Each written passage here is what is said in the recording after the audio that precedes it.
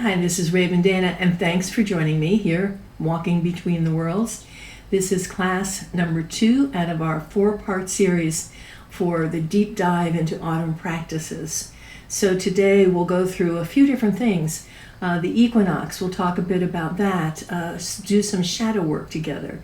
We're going to do a practice where we contact our ancestors. So there will be 2 journeys in this class. One that I'll do in the body of the class, and another journey that I will post afterwards. That'll be a separate standalone journey, which more specifically will have to do with balancing and equinox. The hair, by the way, this is how my grandmother wore her hair. So even looking at myself talking to you, it's a little disconcerting. I keep seeing my grandmother. So it's kind of interesting for me. But I decided to wear grandma's hair because we're going to talk about our ancestors and contacting them today. So I thought it was just fitting. All right, equinox. So moving into the fall season, often we think about spring cleaning at the spring equinox, but I think about purging, deep cleaning at the fall equinox to find ourselves in that place where it's not just the surface that needs to be cleaned, but it's the corners, it's the shadows, it's what within us needs to be cleared. So I'm going to invite you to take a look at that. What are you putting up with? What plan can you make to return to the earth, to the ground, that which is not working? So you can set some energetic motion in the direction of a clearing, of a new beginning, of something that might take a little longer to work out than just a week or two. That perhaps if you put it in motion, then by the springtime, the new plan will be realized. And whether that's something like changing your location or changing a relationship, changing a job. So just take a look at what it is that's deeper, that needs to shift for you, and let the fall be that time when you take stock of how to make that change start to begin, where to plant those seeds. So equinox, again, it's balance, it's equal night and day. It's that point where the sun stands still and then it begins to move towards its winter home down the horizon to the farthest point that it will be by the winter solstice. What equinox is also the celebration of Mabon. Mabon is the festival of Dionysus, the gods of wine and revelry. Mabon is the celebration of life, of not just the harvest, but also that which makes us giddy about the harvest, right? Wine and beer and celebration and community and friends and sharing. So it's a time to let our wild side out a little bit.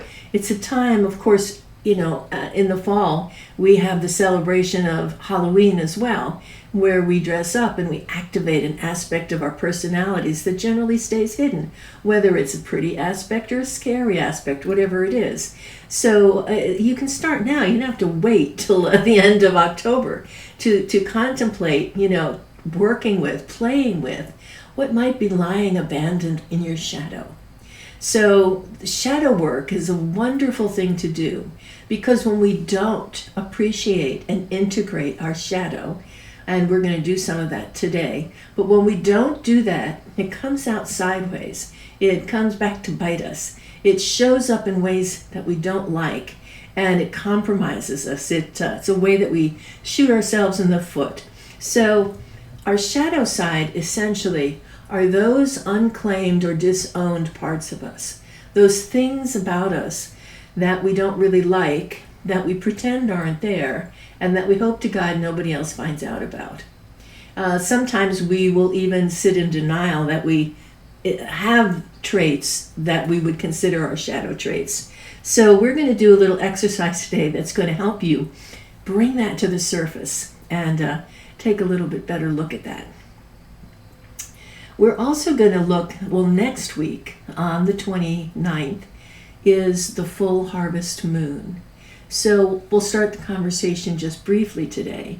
that overall the harvest moon holds tremendous significance, that it's not just a time of celebration and gratitude, like an extension of the idea of the harvest and of the equinox celebrations, but again is also the embracing of change and letting go. So at the harvest moon, we are harvesting all that has worked for us and letting go of all that has not served us. So the harvest moon is a great time to have a bonfire and do a ritual of release into that bonfire as a symbol of you being on board with letting go of whatever in your life is not working. And sometimes we don't know exactly what that is. We have a hard time pinpointing it. We might not even be able to put words to it. But here's the thing. The deep mind, the deep part of our awareness, where intuition and instinct live, that part of our awareness operates not on words, but images and emotions. So if we can just imagine our lives going the way we want them to, and ask to have that which is in our way made known to us, made available to us, so that we can remove it or remake it, that works. Sometimes we won't know what it is. We just know that something's in our way. We are somehow in our own way. And maybe it's something from the past that's repeating. Maybe it's a habit that we've created, not because we like it, but because it's familiar. So go ahead and ask. Don't worry so much about the words, because if you have the energy of emotions and images, you've got good communication with the deep part of your awareness, and the magic works, right? The energy shifts and you start to get some awareness or answers or direction.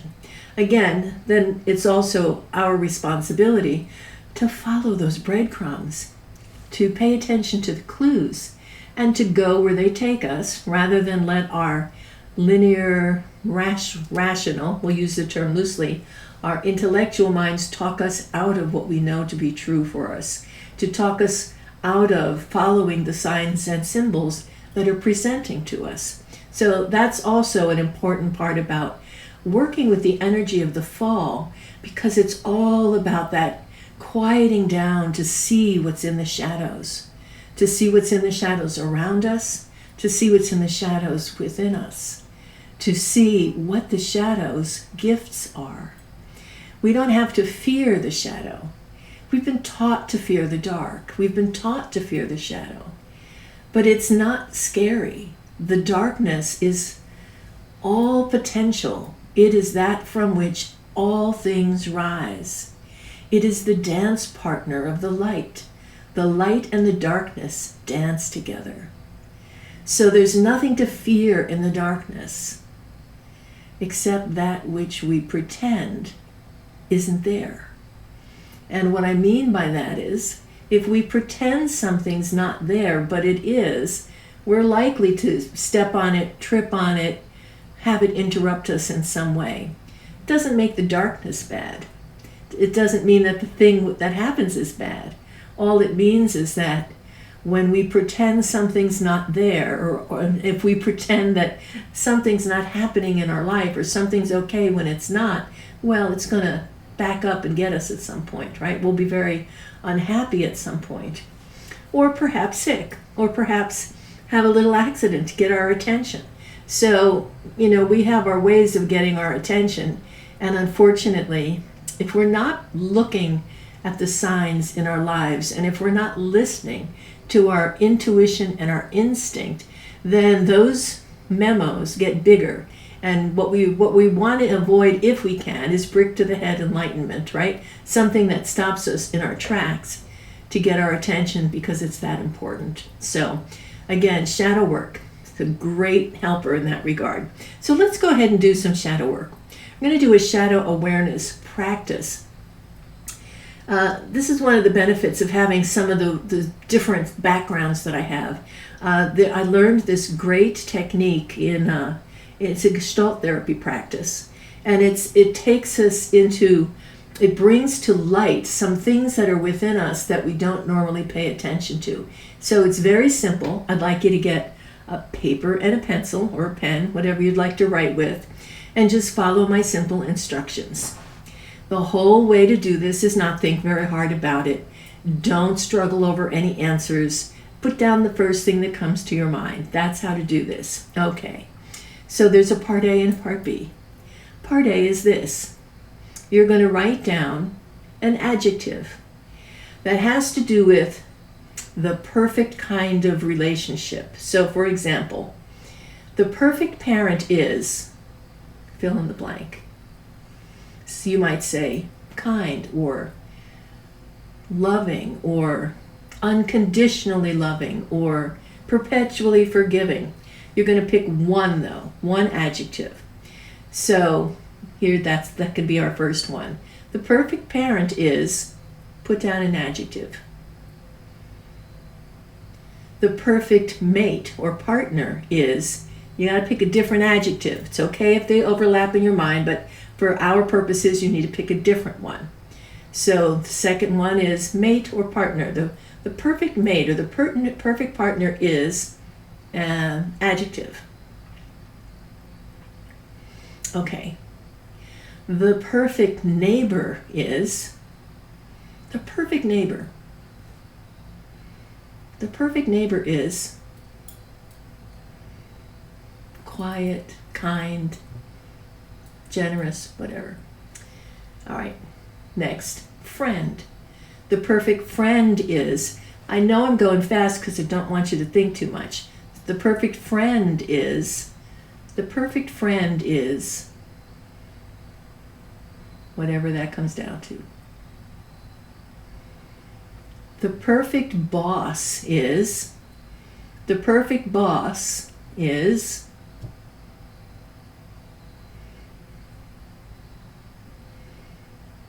okay, I'm going to give you one more. And it's okay if you didn't get all of them. As long as you got about 4 of them, you're good. But I'll give you one more. The perfect sibling, brother or sister, whichever you got. And if you've got one of each, well, sibling. The perfect sibling is, fill in the blank.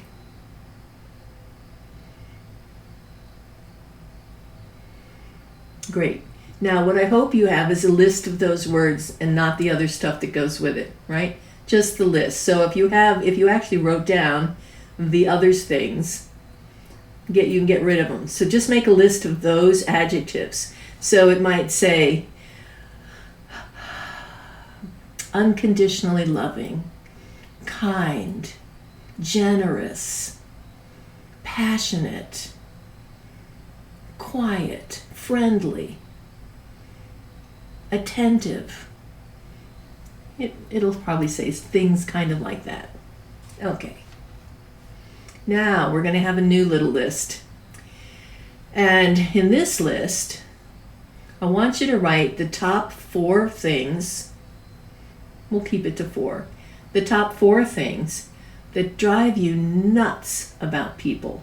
The things that you can think about, I don't know, something you hated in a roommate or something that made you crazy with a partner or an ex, something in a parent that you just have, maybe you can't get over it. So whatever those traits are, and again, don't repeat traits. So you're going to think of the three or four things that really just get under your skin. So you can think of anything you want, but don't take a lot of time. And, popular things on the list are judgmental, dishonest, selfish, self-absorbed, stingy, strings attached. All right. Okay, you're done. Whatever you've got is whatever you've got. Now, here's how we play with the shadow. Here's what you're going to look at. That first set of words that you coughed up to match the idea of someone being the perfect partner, husband, boss, whatever. Those words make up what we would call our image. In other words, that's what we would really like people to think of us. That is the t-shirt we wear with the words on it that we hope people can read. That's what we project. It's how we want to be seen. Now, those other words, those things that make us crazy about other people, are part of our shadow. Those are things about us. I know you don't like this. Nobody likes this. But here's the thing. When somebody does something that gets under your skin, one of the reasons it gets under your skin is because it's a reflection of something within you, that there's a shadow there. There's a reflection there. So if you think of it this way, if you think of somebody, for example, that's dishonest, you could think of it, you could say to yourself, maybe it's an ex. In my ex's presence, I'm reminded that I can be dishonest. Ooh, it's not pretty. But it's true. In so-and-so's presence, I am reminded, right, their behavior reminds me that I can also be, whatever it is, angry, mean-spirited, judgmental. So I want you to take a look at those words that you put down for the things that drive you crazy in other people, and look at places in your life and in your relationships, and maybe even in your relationship with yourself. Maybe you're the person that you're unkind to, but look for where those behaviors are present in you, because that's what you want to hide and deny and pretend isn't there. Now, if you can embrace those things, in other words, admit them, own them. Yep, I can be an asshole. Yep, I can. I can be a real jerk. I can put my self-interest in front of somebody else's and not even know I did it, right? If you can own that, if you can really see places in your life where you've done that, now you have a new possibility, because that shadow, that energy gets tied up in you. And the oppression that's caused by trying to hold an image in place, trying to be perfect, be the perfect self you think you should be, is very, very stressful. Once you own your shadow, there's a tremendous amount of power and freedom in there.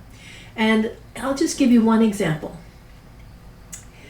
Take somebody that's very angry. I know somebody actually who came from a background of tremendous anger. I mean, anger where his father beat his mother, brutally and multiple times, to when he became a teenager, he would jump in and beat his father to keep him off his mother, okay? Anger, big anger in the family. But here's the thing. What this guy did with his anger, with his history of anger, is he actually created a whole process of working with people to help them get their anger out so that they could get back into contact with the people they love. So he took his anger and he used it for good. He learned what to do with anger, how to work with anger, so that it became something in service to love and to contact, rather than something that ruined people's lives. And actually, he's a friend of mine. He's a good friend of mine. His name is Brad Blanton, and he is the author of Radical Honesty. And his personal story is amazing as to how he took his shadow and spent his lifetime reworking it to be of service to others. So, I'm not saying you need to go start a movement. What I am saying is that to take a look at your shadow self and to embrace those things actually gives us power. So if procrastination is one of your things that drives you crazy in other people, ask yourself, what are you putting off in your own life? What are you putting off for your own good? What are you sweeping under the rug instead of taking care of for yourself? Right? Because a lot of times, those behaviors that get reflected back on us are things we do to ourselves. All right, again, Good equinox play here. Good place to dive into the underbelly of our psyche and go down into the abyss, down into the bardo, and take a look at the shadow stuff. It's a great time to do that. All right, enough about that for now. You have something to play with, and it'll be an interesting week working on that.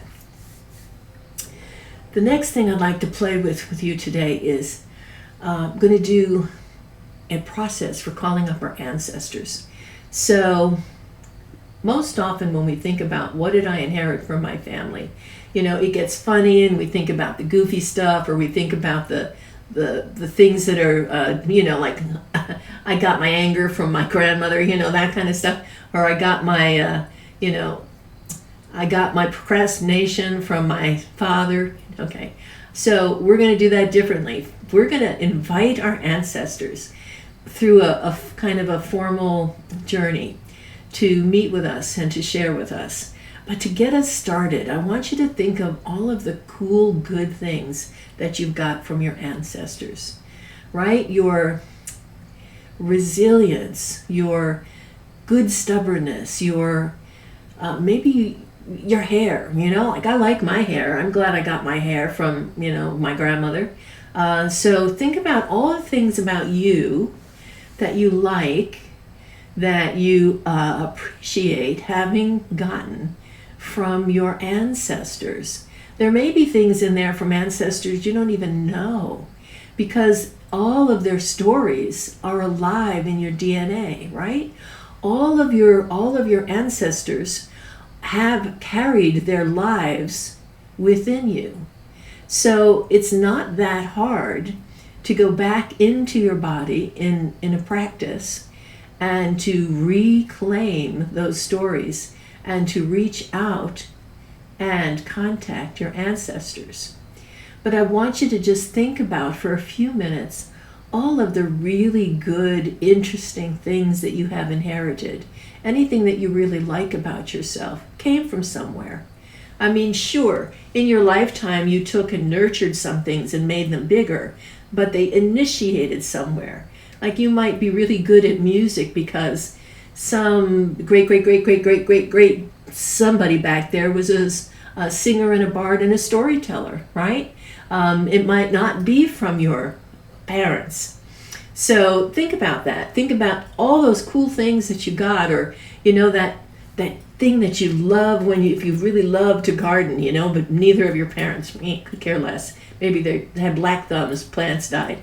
So just let yourself play in that arena for a few moments while we warm up for this practice. Now, you can repeat this on your own, and I encourage you to do that.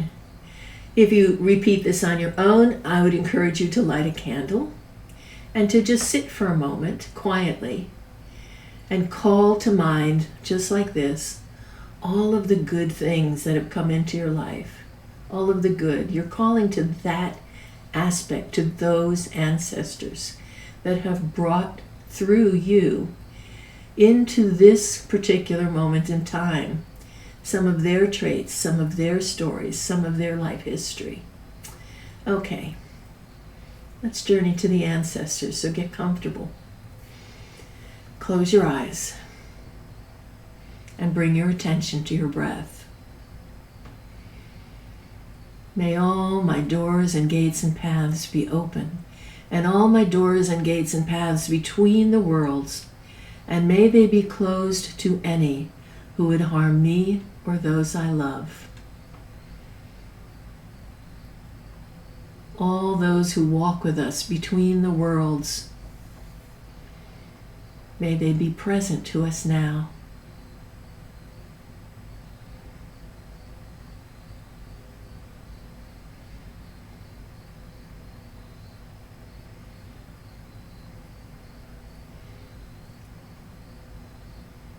Now allow yourself to relax, to breathe. Allow yourself to feel that tingle in your body, in your blood. All the voices of your ancestors.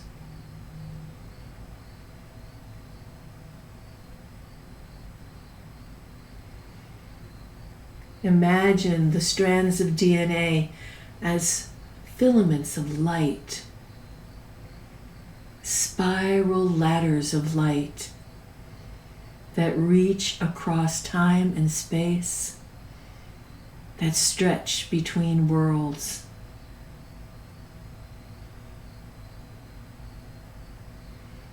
Because time is not as it seems, we have the ability to travel to the time and place where ancestors, the ones today who are most willing, most desirous to reach out to us, dwell. Follow that light. See those twisting strands of energy in front of you. Maybe you see a path, or a ladder, or a bridge, or a boat. Whatever you see, go with it. Take it to the other side.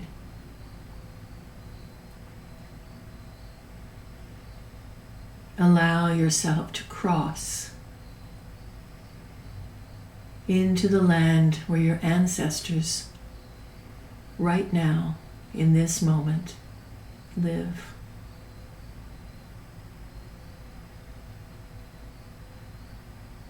Notice your feet on the ground. See where you're standing. Look around. See the landscape. Notice the time of day.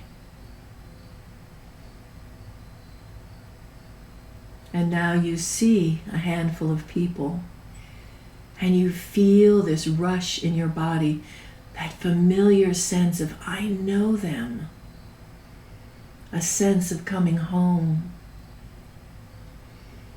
Notice how they look, how they're dressed. And as they notice you now, they laugh and exclaim and open their arms in welcome.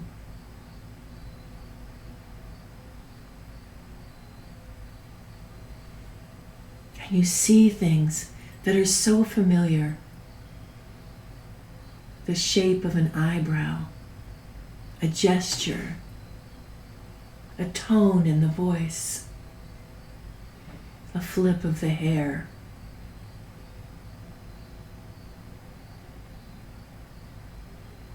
And you know that as you see your family in them, they see themselves in you. And you can feel their pride. They're so proud of you.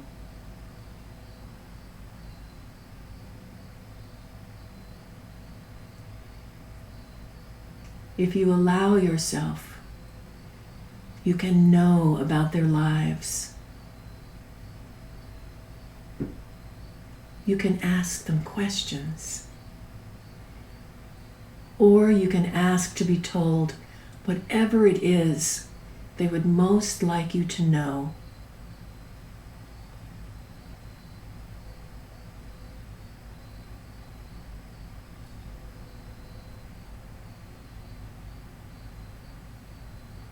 Take a few moments and allow that conversation to unfold.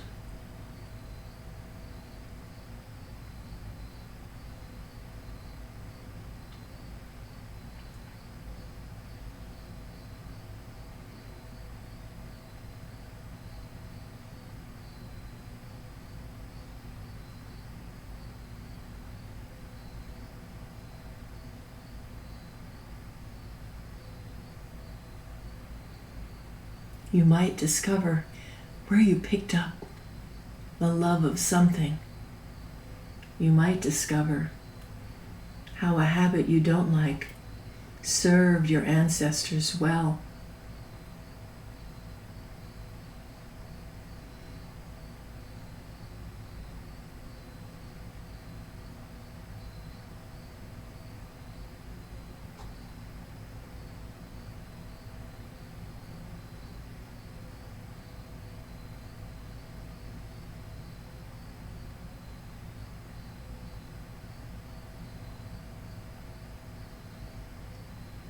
Your time with these ancestors is growing short.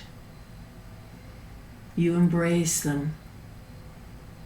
You breathe them in. You take in the smell of their clothing, their bodies, their hair, their surroundings. And you thank them for your life and for the gift of their contact. And you feel how deeply they love you, how they want the best for you. They want you to use their strengths and learn from their mistakes.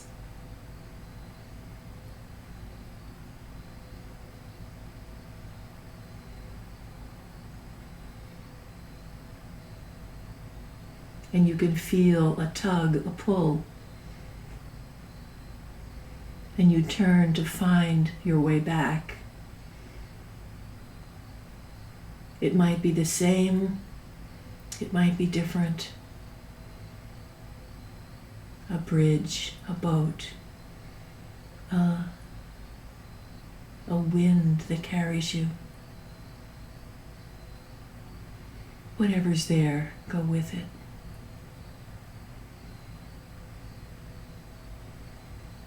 You find yourself returning to your body, filling your body with your own awareness, and still feeling that thin filament of light connecting you to all your ancestors. And you know there are many, many more that you can visit whenever you wish. But you breathe yourself all the way back now.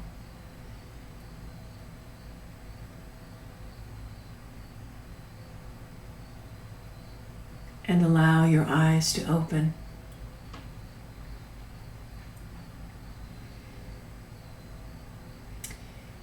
You can take any notes now that you wish. Take any notes in detail. If there's something you discovered you would like to research, if you saw a landscape or heard a name, I highly recommend that you do some research and see what you find out.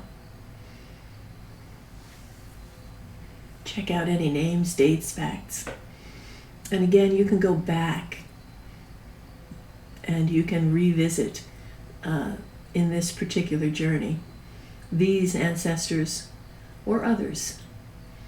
So practice, play this week, following that thread, following your DNA back through the gate.